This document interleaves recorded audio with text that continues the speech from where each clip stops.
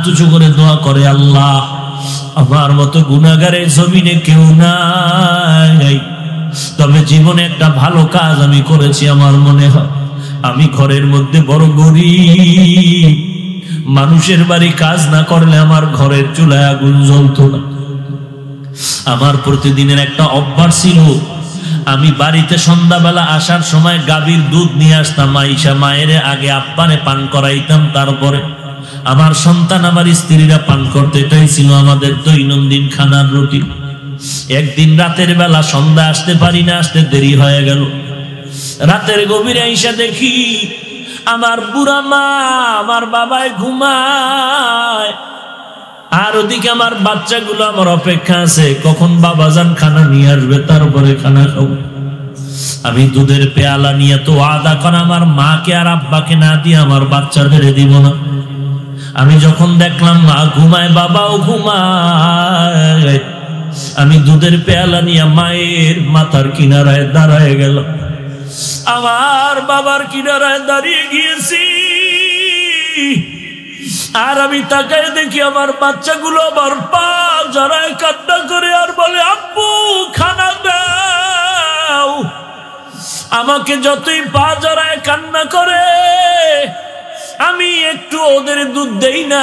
আমি তাকায় আছি আমার মা কখন আগে দুধ পান করবে, আমার বাবা দুধ পান করবে, এরপরে আমার বাচ্চাদের দিব, তার আগে দিব না। বাচ্চাগুলো এক পর্যায়ে দেখি আমার পা জড়ায় কান্না করে করে ক্ষুধার তৃষ্ণায় মাটিতে পড়িয়ে ঘুমায় গেল। আমি এইভাবে দাঁড়ায় থাকতে থাকতে হঠাৎ করে দেখি ফজরের আজান শুরু হয়ে গেছে। আমার মায়ের ঘুম ভেঙে গেল।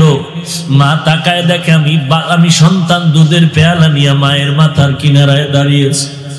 মা দেখে একটা চিৎকার দিয়ে কয়, রে বাবা তুই কি ঘুমাও নাই? দেখা লাফ দিয়ে উঠিয়ে দেখে আমার বাচ্চাগুলো পায়ের কিনারায় মাটিতে পড়ে আছে। বলে, এই বাচ্চাদের কি দুধ দাও নাই? না মা দেই নাই। কেন দাও নাই? ও মা আগে তোমাকে দিব, তারপরে ওদের। আমার মা দুধের পেয়ালাটা নিয়ে আমার বাচ্চাদেরকে দুধ পান করালেন, আর আমার বাচ্চাদেরকে আম্মাজান কোলে নিয়ে কান্নাকাটি করলেন। এরপরে আমার মাথায় হাত দিয়া মা চোখের পানি ছেড়ে আল্লাহর কাছে দোয়া করলেন, ও আল্লাহ এই কাজটা শুধু তোমার মোহাব্বতের জন্য করেছি, তোমার কাছে হিসাব দেওয়ার ভয়ে করেছি। এই আমলটা যদি তোমার কাছে পছন্দ হয়, এর বিনিময়ে তুমি গুহার মুখ থেকে পাথরটা সরায়া দাও। যখন যুবক কান্না শুরু করলো, গুহার মুখ থেকে আল্লাহর কুদরতি ভাবে পুরা পাথরটাই সরে গেল।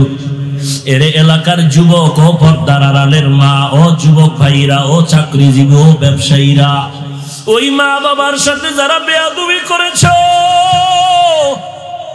ওই মা বাবার সাথে কোন দিন যেন বেয়াদবি করেছো রে সন্তান, তাড়াতাড়ি ক্ষমা চাও। যার মা নাই তার দোয়ার দরজা একটা বন্ধ, যার আব্বা নাই তার দোয়ার দরজা দুইটাই বন্ধ। আমার মায়ার নবী শিশুবেলা থেকেই বাবারে একটা আব্বা কয়ে ডাক দিতে পারেন না। আমার নবী মা হারা বড় ইতিম। একদিন মাঠে খেলতেছে বাচ্চারা, নবী বসে দেখতেছে। সন্ধ্যাবেলা দেখে সব ছেলেদের বাবারা ছেলেদের কোলের মধ্যে নিয়ে ঘরে যাইতেছে। মায়ার নবী একটু ডানে বামে তাকায়, শিশু বাচ্চা খুঁজে আমার আব্বা কোথায় গেল। মা আমেনা ঘর থেকে বের হয়ে দৌড়াচ্ছে। লোকেরে ডাক দিয়া, আমার সন্তান মোহাম্মদ রে দেখছো নাকি? বলে, হ্যাঁ ওখানে বসে দেখছি, বাচ্চাদের খেলা দেখতেছিল। যাও। আমেনা জিয়া নবীকে যখন কোলে জড়ায় নিল, মায়ার নবী বলেন, ও মা সব ছেলেদের বাবা দেখলাম, আমার বাবা একটু। মা আমেনা ডাক দিয়া কয়, সন্তান তোর বাবা তুই দুনিয়াতে আসার আগেই সামদেশে ব্যবসা করতে গিয়ে আর ফেরত আসেন। মার গলা জড়ায় নবী কান্না করে আর বলেন, মা বলো আমার বাবার কবর কোথায়? একটু কবরের কিনারায় গিয়া বাবারে সালাম জানো। এরে যুবক আল্লাহর গোলাম, পীরের দরবারে কত হাদিয়া তোহফা পাঠাইলা রে বাবা। পীরের দরবারে কতবার বছরে দৌড়াও, শাহজালালের দরবারে দৌড়াও, শাহপরানের দরবারে দৌড়াও, অথচ তোমার বাড়ির পিছনে বাঁশবাগানে তোমার মা বাবার কবর। একবারও তুমি ওই কবরের কিনারায় দাঁড়াইয়া সূরা ফাতিহা কুল হুয়াল্লাহ সূরাটা পড়ে দোয়া করতে পারলা না। আল্লাহর কাছে দোয়া করো, কান্না করো, আল্লাহর কাছে বেশি বেশি কান্না করো। দুনিয়াটা কিছুই না রে যুবক, এখানে সবাই বয়ানে বসছো, ঘর পর্যন্ত যাওয়ার গ্যারান্টি কারো হাতে নাই। এরে নবীর উম্মতের দল, চোখ দুইটা বন্ধ করে দেখ জীবনে কত অন্যায় কত জায়গায় করেছো। এরে নবীর উম্মতের দল, এই অন্যায়ের খবর যদি আমার মা বাবায় জানতো, আমারে কেউ সম্মান করতো না। আল্লাহ বলেন আমি জানার পরেও পানি বন্ধ করি নাই, বাতাস বন্ধ করি নাই। এরে যুবক আল্লাহর গোলাম, খেলার মাঠে কত বন্ধু নিয়ে খেলাধুলা করছো, আজ অনেক বন্ধু কবরে চলে গেছে। একদিন ডাক আসবে, তুমিও থাকবা না। লেখাপড়ার টেবিলে কত বন্ধু নিয়ে আড্ডা করেছো, আজকে অনেক বন্ধু কবরে চলে গেছে। তুমিও যে কয়দিন আর বাঁচবা কোনো গ্যারান্টি নাই। সেদিন এক জায়গায় মোনাজাত করতেছি, একজনে কান্না করে বলে একদল যুবক বয়ানে আসার পথে অ্যাক্সিডেন্ট হয়ে রাস্তায় মারা গেছে। আর এক জায়গায় গিয়া শুনি কান্নার আওয়াজ, বয়ান করিয়া মোনাজাত দিয়া বাড়ি যাওয়ার সময় একদল যুবক অ্যাক্সিডেন্ট হয়ে রাস্তায় মরে গেছে। এরে নবীর উম্মতের দল, তোমার শরীর ভালো, তাজা তুজা আছো, তুমি এখন সুস্থ আছো, তুমি মনে করতেছ আমি আরো 20 বছর বাঁচবো, মরবো না, কিন্তু ঘর পর্যন্ত যাওয়ার গ্যারান্টি তোমার হাতের মধ্যে নাই।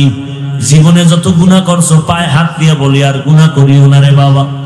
আজকে আমি তোমার মতো একটা যুবক হইয়া টুপি মাথায় দিলাম, নামাজ পড়ি, পর্দা করি। শুধু আমার না, তোমার মতো যুবক স্কুল কলেজে পড়ে এক ওয়াক্ত নামাজও বাদ দেয় না, আছে না নাই? তুমি কেন পারবা না? তোমার মতো যুবক র‍্যাব, আর্মি, পুলিশ, বিডিআরের চাকরি করে, ব্যবসা করে, 1 টাকাও হারাম খায় না, নামাজ বাদ দেয় না, অভাব নেই। তোমার মতো যুবক ড্রাইভারি করে, নামাজ বাদ দেয় না, অভাব নাই। তুমি কেন পারবা না রে বাবা? কিয়ামতের ময়দানে ওই নামাজি যুবকটারে তোমার সামনে দাঁড় করায় যদি আল্লাহ বলে ও পারলো, তুই কেন পারলি না? কি জবাব দিবা সেই দিন? আল্লাহর কোরআন যদি মনে করো সত্য, নবীর কথা সত্য, তাহলে গুনাহগার হয়ে কবরে যাইও না, আল্লাহর কাছে ক্ষমা চাও, কারণ আমার নবীর একটা কথাও মিথ্যা নাই রে ভাই। সাদি বলেন আমি গোসলখানার মধ্যে ঢুকে দেখলাম আতরের ঘ্রাণ আসতেছে, কিসের থেকে তালাশ করলাম, কোন আতরের বোতল নাই। হঠাৎ একটা তাকায় দেখি মাটির চাকা পড়ে আছে।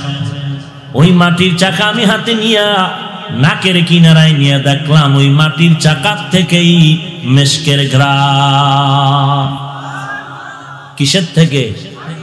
সাদি বলেন এই মাটিকে আমি আমার ভাষায়, ফার্সি ভাষায় কবিতার আকারে প্রশ্ন করলাম, গলে খুশবু ये दर हम्माम रोज़े रसीद अज़ दस्त महबूबे बदस्तम बदू गफ्तम के मिश्के या अबीरी के अज़ बूए दिलावीज़े तुमस्तम बगफ्तामन गले ना चीज़ बूदाम वलेकिन मुद्दते बागल नशुस्तम जमाले हम नशीदर मन असुर कोट वगर नामन उमा का कम के हंसता।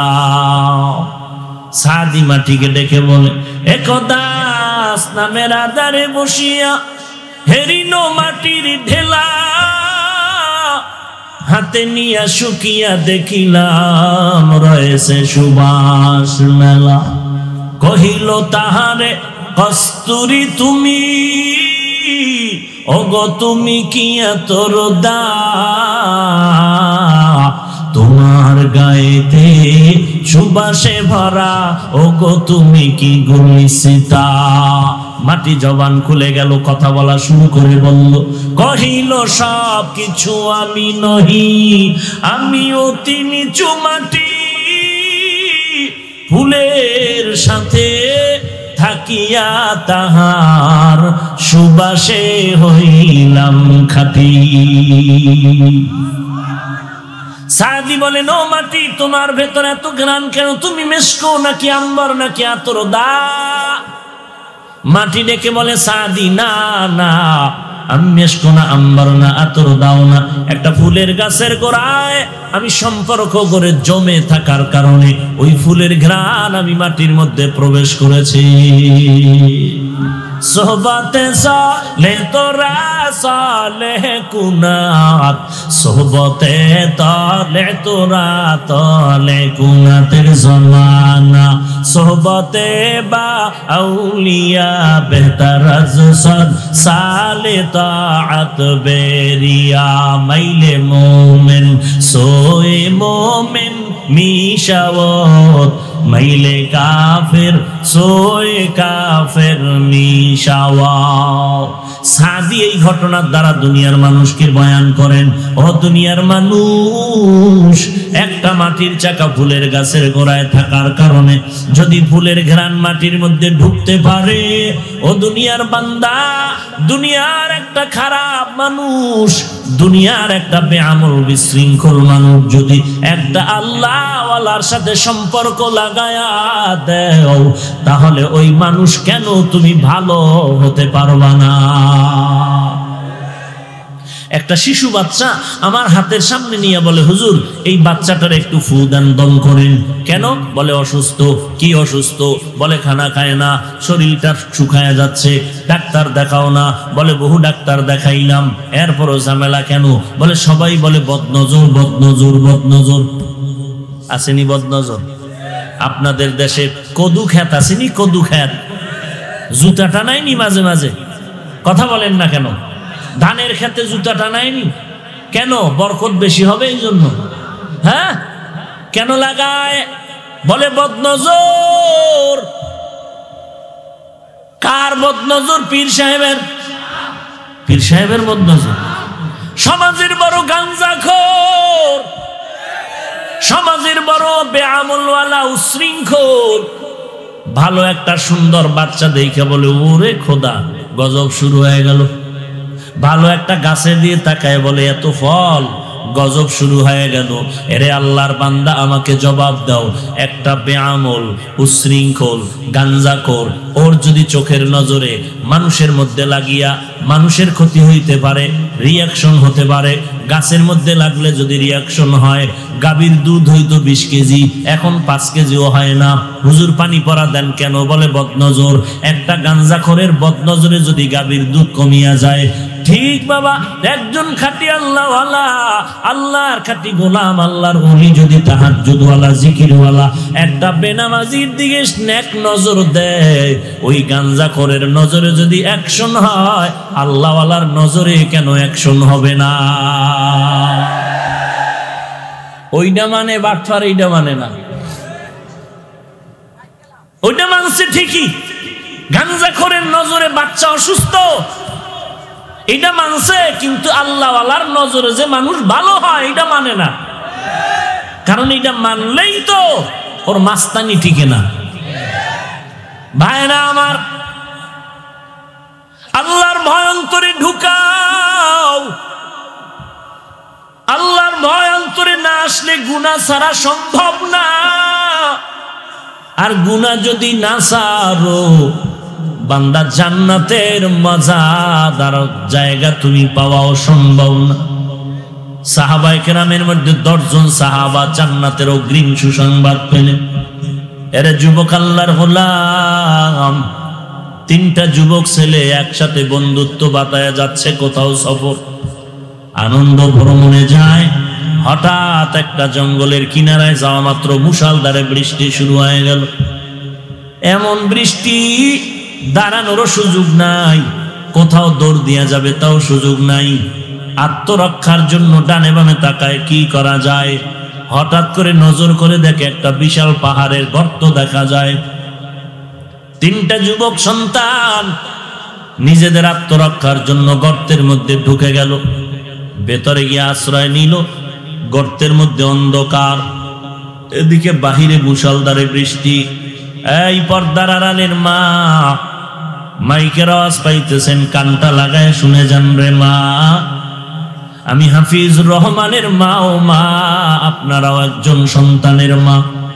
খাজা মাইনুদ্দিন চিশতি আজমিরির মা, ও মা, আপনারাও মা।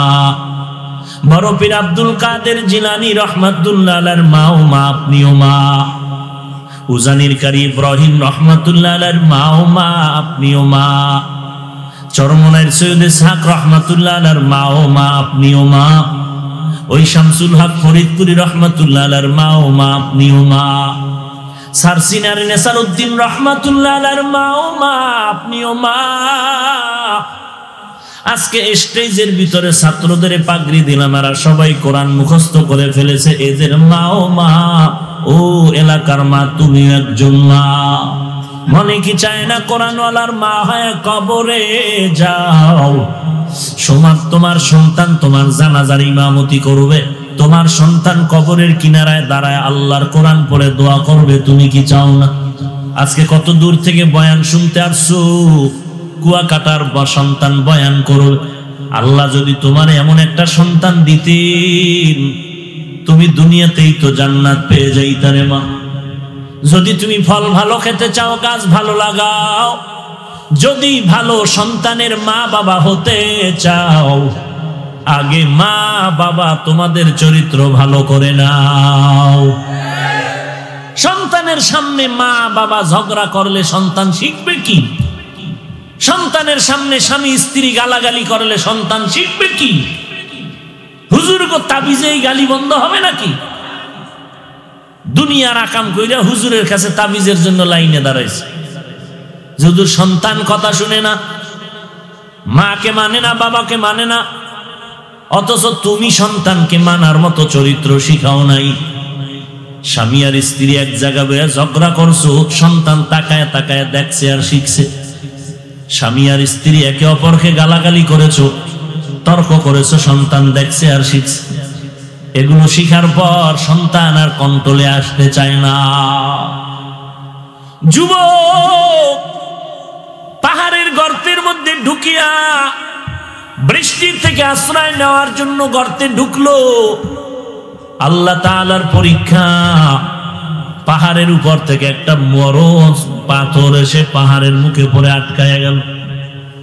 এমন ভারী পাথর, 100 জনে ধাক্কা দিল, পাথরটা নড়াচড়া করা যাবে না। একদিকে বৃষ্টির বিপদ, অপরদিকে গর্তের মধ্যে অন্ধকারের বিপদ। আবার পাথর এসে মুখ আটকায় দিল, বের হওয়ারও কোনো কায়দা নাই। 3টা যুবক বিপাকে পড়ে চিন্তায় পড়ে গেল। অন্ধকারের মধ্যে 3 জনে হাতে হাত রাইখা বলে কি করা যায়, বাঁচার উপায় কি? এক যুবক কয়, ভাই জীবনে তো আকাম কুকাম কম করি নাই, তবে দেখ খুঁজে কোনো ভালো কাজ করছুন। জীবনে যদি একটা ভালো কাজ করিয়া থাকো, ওই কাজটার ওসিলা দিয়া খোদার দরবারে 2 ফোঁটা চোখের পানি ছাড়িয়া কান। আল্লাহ হয়তো ওই ভালো কাজের বিনিময়ে চোখের পানিতে পাথর সরায় দিন। এই কথা শোনার পরে একটা যুবক দাঁড়ায় বলে, আল্লাহর শুকর, আমার জীবনে বহু গুনাহ করেছি, তবে একটা ভালো কাজ আমার আছে। কি ভালো কাজ? বলে, আমি এক সময় টাকার মালিক ছিলাম, আমার বাড়িতে বহু কর্মচারী কাজ করেছে, সন্ধ্যাবেলা কাজ করিয়া বেতন চাইতো, আমি বেতন দিয়া বিদায় দিয়া দিতাম। কিন্তু এমন একটা দিন আমার ঘটে গেল, কর্মচারী আসছে অর্ধবেলা কাজ করিয়া পুরা দিনের বেতন চাইল, আমি দেই নাই। ওই যুবক বেতন রাখিয়া চলে গেল। আমি ওই কর্মচারীর বেতনটা খেয়ানত করি নাই, আমি ওর বেতনটারে হাতের মধ্যে রাইখা মুরগি কিনলাম, বকরি কিনলাম। এভাবে কিনতে কিনতে বিশাল এক বকরির পাল হয়ে গেল। পাওনাদার যুবক আবার একদিন ওই পথে হাজির, আমার বাড়ির দরওয়াজায় দাঁড়ায় বলে, আমার পাওনাটা দিয়া দাও। আমি ওর অর্ধবেলা টাকা দিয়ে দিতে পারতাম, কিন্তু আমি আমানত রক্ষার জন্য আল্লাহ তোমার ভয়ে বলেছিলাম, ওই যে মাঠের মধ্যে বকরির পাল দেখো, সব তোমার নিয়ে যাও। যুবক বলে, আমি তো আপনার একটা বকরিও কিনি না, আপনি এই বকরি কেন আমাকে দেন? তখন আমি বলছিলাম, এ যুবক, তুই যে টাকা রেখে গেছ, ওই টাকার সব অল্প অল্প করে এই বকরি হয়েছে, ওই টাকার মূলধন থেকে এই বকরি হয়েছে, তুমি সব নিয়ে যাও। ও আল্লাহ, এই কাজটা যদি আমি তোমার মুহাব্বতে করেছিলাম, একমাত্র তোমার আযাবের ভয়, যদি কাজটা তোমার কাছে ভালো লাগে, পছন্দ হয়, মেহেরবানি করে আমাদের এই বিপদ মুহূর্তে পাথর গর্তের থেকে তুমি কুদরতি ভাবে সরায় দাও। ইতিহাসের মধ্যে লেখে, যুবক যখন কান্না শুরু করলো, আল্লাহর কুদরতে অটোমেটিক 1/3 গুহার মুখ থেকে পাথর সরে যায়। বাকি রইল কয় যুবক? এই যুবক কথা বলো না কেন? 2 জন। দ্বিতীয় যুবক বলে, ও আল্লাহ, আমার জীবনের কান শুরু আর শেষ শুধু গুনাহ আর গুনাহ আর গুনাহ, এমন একটা ভালো কাজ আমার নাই। তবে হ্যাঁ, আমি একটা ছোট্ট ভালো কাজ করেছিলাম, জানি না আল্লাহ কবুল করবা কিনা। আমি একদিন আমার চাচার বাড়ি বেড়াইবার জন্য যাই। চাচার বাড়ি গিয়ে দেখলাম বাড়িতে আমার চাচাও নাই, চাচিও নাই। বাড়ির মধ্যে একমাত্র আমার চাচাতো বোন, বিবাহের উপযুক্ত, তিনি ছাড়া কেউ নেই। আমি নির্জনে আমার বোনকে পেয়ে যৌবনের চাহিদা পূরণের হামলা করতে গিয়ে আগায় গেলাম। আমি বোনটাকে একটা ধাক্কা দিয়ে মাটিতে ফেলে দিলাম। দেওয়ার পরে আমি বোনের বুকের উপরে যখন বসতে চাই, তখন দেখি আমার বোনের চোখ বেয়ে বেয়ে পানির ফোঁটা মাটিতে পড়তেছে। আমি তখন বললাম, এ কলিজার বোন, এমন একটা আনন্দ মুখর সময় তুমি চোখের পানি ছেড়ে কেন কান্না করো? আমার বোন ডাক দিয়ে কয়, ভাই, তুমি জানো এই ঘরের মধ্যে আমার মা নাই, আমার বাবা নাই, তবে আল্লাহ তো আমার দিয়ে তাকায় আছে। আমার এই বয়স পর্যন্ত কেউ একটা চরিত্রের কলঙ্কের দাগ আমার শরীরে বসাতে পারে না। ওরে ভাই, তুমি যদি চাও আমাকে হালাল ভাবে বিবাহ করিয়া নেও। আমার মা বাবায় যদি রাজি না হয়, আমি আমার আব্বা আম্মাকে রাজি করানোর চেষ্টা করব। তারপরও তোমার পায়ে ধরে বলি, তুমি আমার জীবনটারে নষ্ট করিও না, আমার জীবনের মধ্যে কলঙ্কের দাগ বসায়ও না।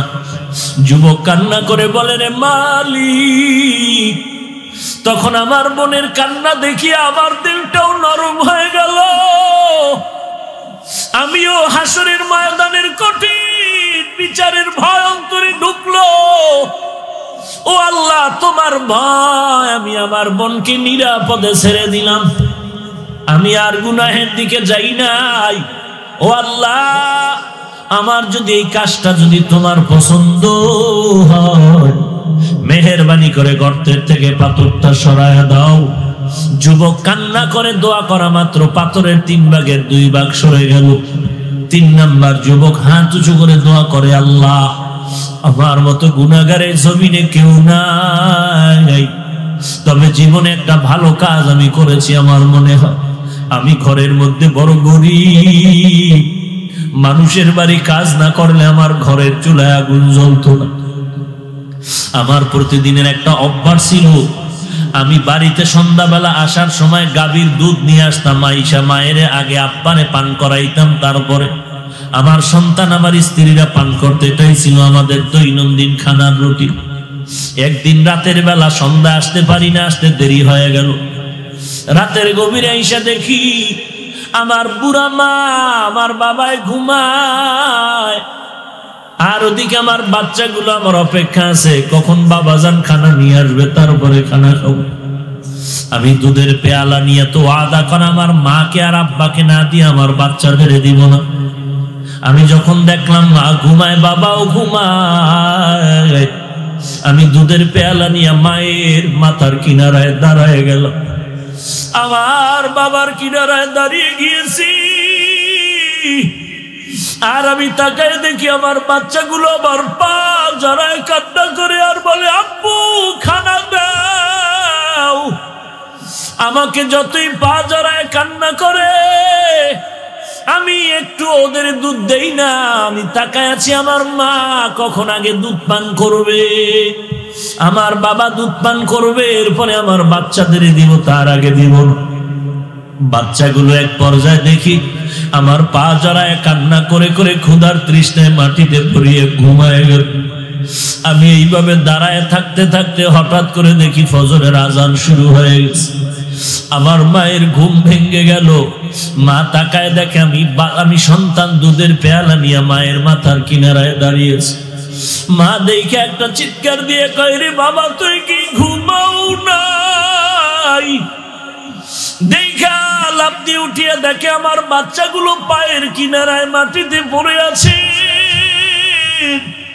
বলে, এই বাচ্চাদের কি দুধ দাও নাই? না মা দেই নাই। কেন দাও নাই? ও মা আগে তোমাকে দিল, তারপরে ওদের।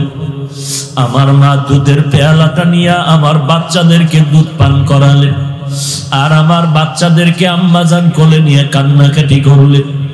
এরপরে আমার মাথায় হাত দিয়া মা চোখের পানি ছেড়ে আল্লাহর কাছে দোয়া করলেন, ও আল্লাহ,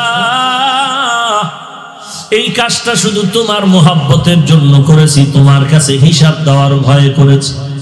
এই আমলটা যদি তোমার কাছে পছন্দ হয়, এর বিনিময়ে তুমি গুহার মুখ থেকে পাথরটা সরায়া দাও।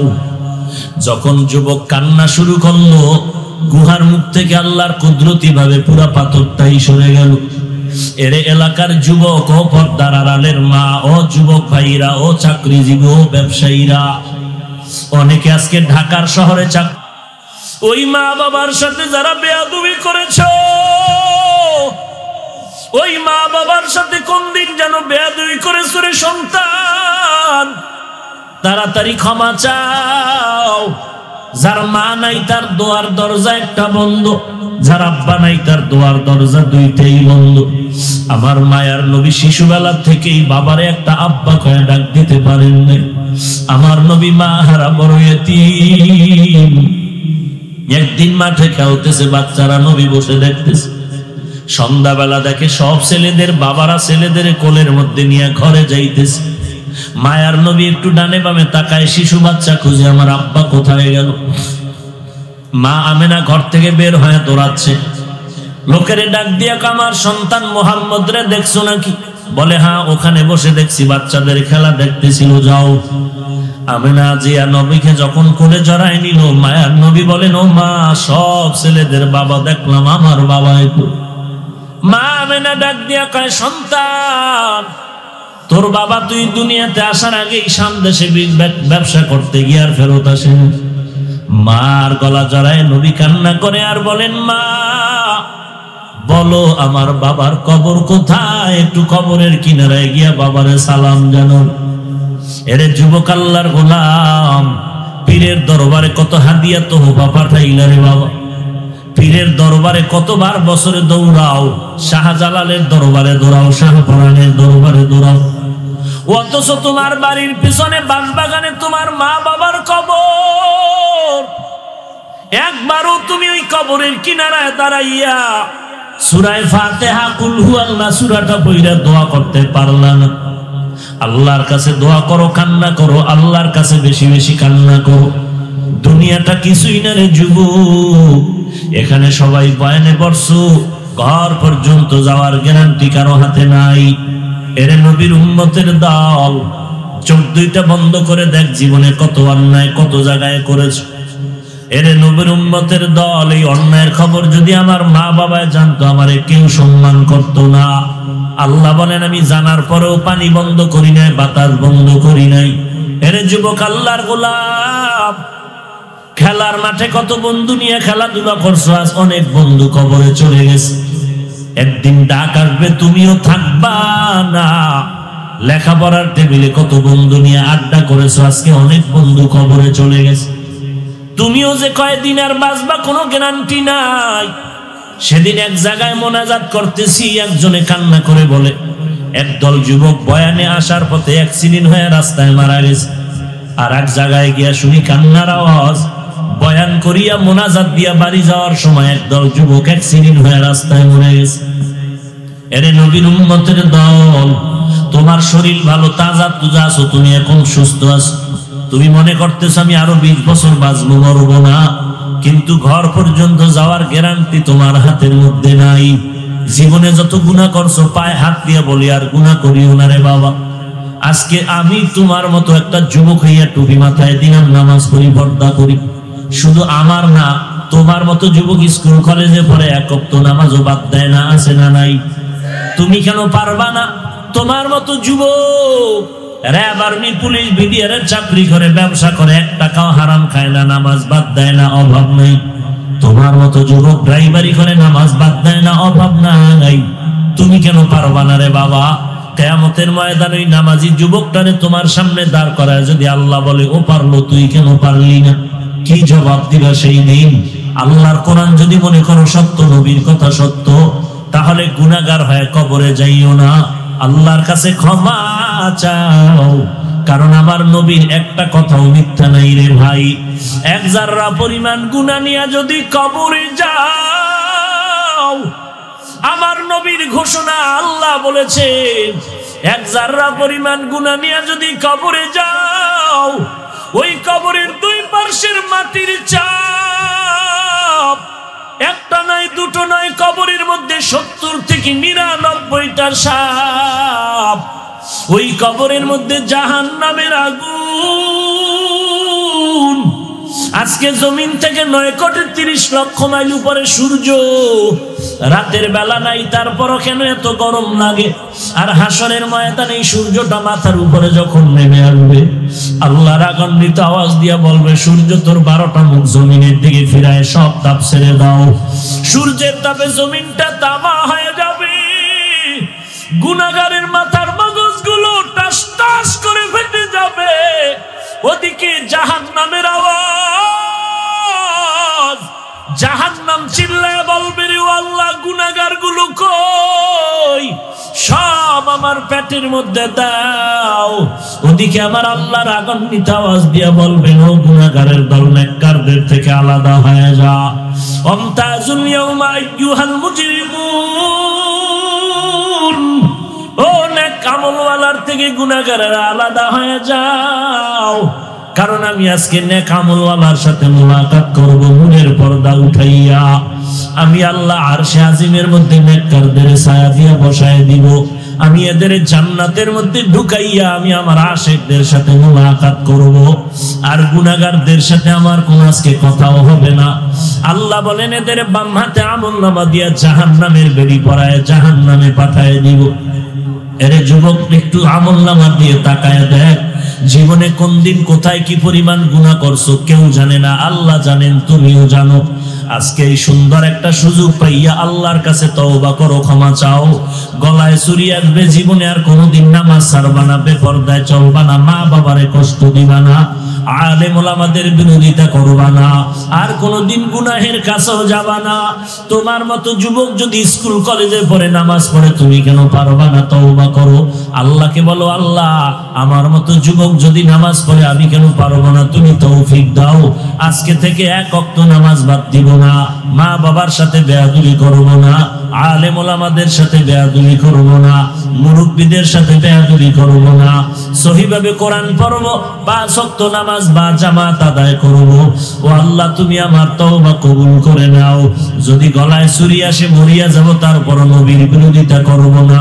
তওবা করার যদি নিয়ত হয়, খাঁটি তওবার নিয়তে 2টো হাত আমার আল্লাহকে দেখায়া দাও।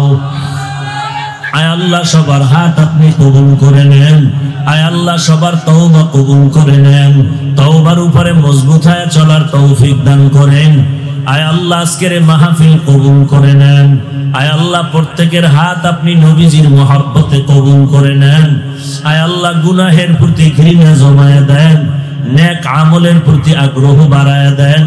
আমাদের তওবার উপরে মজবুত হয়ে চলার তৌফিক দান করেন, আমিন। আলহামদুলিল্লাহি রাব্বিল আলামিন, ওয়াসসালাতু ওয়াসসালামু আলা সাইয়্যিদিল আমবিয়াই ওয়াল মুরসালিন ওয়া আলা আলিহি ওয়া আসহাবিহি আজমাইন। ইয়া আরহামার রাহিমিন, ইয়া আরহামার রাহিমিন, ইয়া আরহামার রাহিমিন। সবাই জবানটা খুলে মা বাবার জন্য দোয়াটা পড়েন, রব্বিরহামহুমা কামা রাব্বায়ানি সগীরা, রব্বিরহামহুমা